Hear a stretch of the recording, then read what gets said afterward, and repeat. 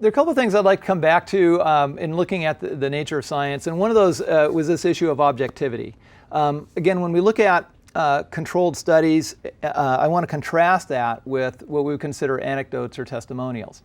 An anecdote or testimonial then would be individual accountings of certain phenomena or individual associations between, say, a certain drug and a certain effect.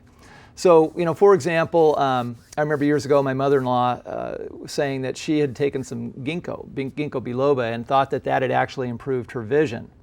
And that might be true, and that's the thing about anecdotes and testimonials, is that a lot of times those actually can be true, but the anecdote or the testimonial itself, the individual testimonial, is really not good science. So in her case, again, maybe the ginkgo did help her vision, but that's not the same as a controlled study. And what we would want to do in a situation like that then is, get a bunch of people, test their vision first, administer the ginkgo, and then see, and then test their vision afterwards and see if there was a measurable difference between the two. And then also have a control group for, which we're taking something else.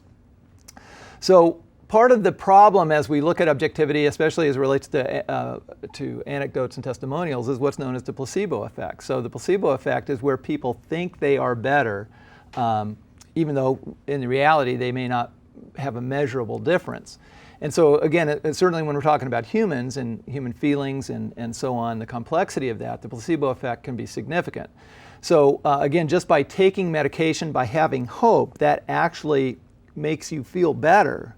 And in some cases, it can actually generate a significant difference. The hope that comes with hoping you can get better, you may actually be able to repair your body and have a better chance of getting better.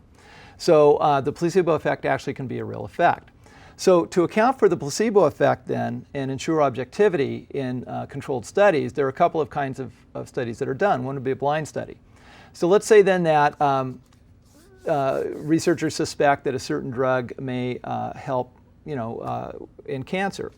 Now, in a blind study, what would happen there is that the recipients don't know who's getting the drug and who's not getting the drug. And so you would want to make sure that they are both getting something. And so some would get the drug, and then some might get a pill of some type that doesn't have a drug in it, a sugar pill. That would be the placebo.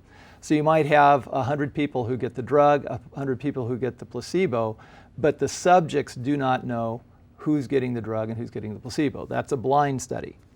Now, a double-blind study is where the recipients don't know who's getting the drug and who's getting the placebo, but those that are administering the drugs also do not know.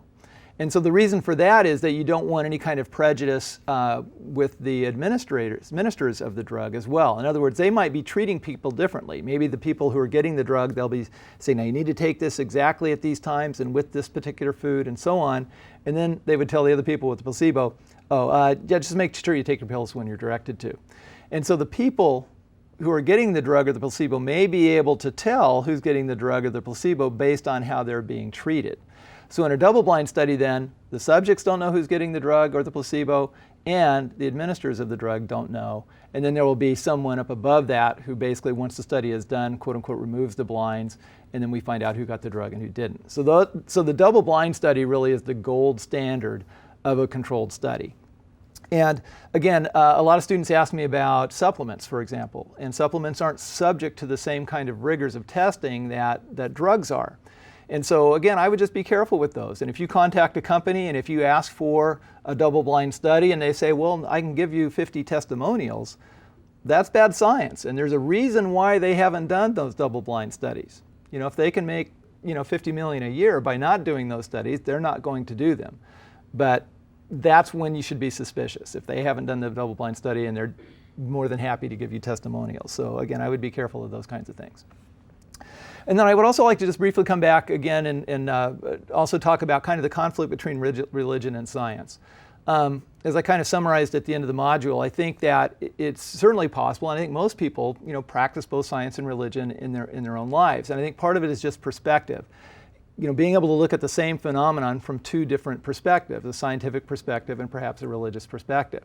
And so, an example here I could use that actually would just be with my children. My children are grown women now, but when they were little kids, I wanted to treat them, and I treated them as if they were true miracles of life. I wanted them to think that they were the most spectacular things in the world. And so, that was my approach to them.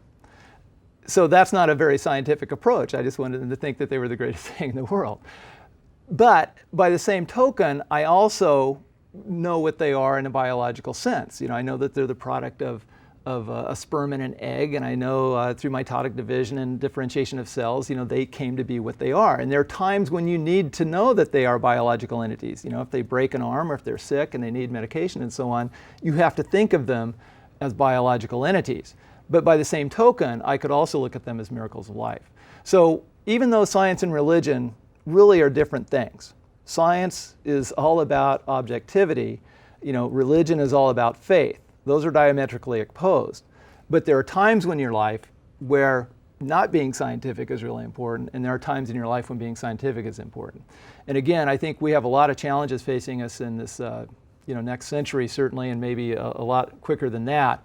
And science needs as many minds as possible, and at least open minds to scientific discovery. So even if you are a religious person, I hope you don't feel like you can't be scientific as well, because you can be.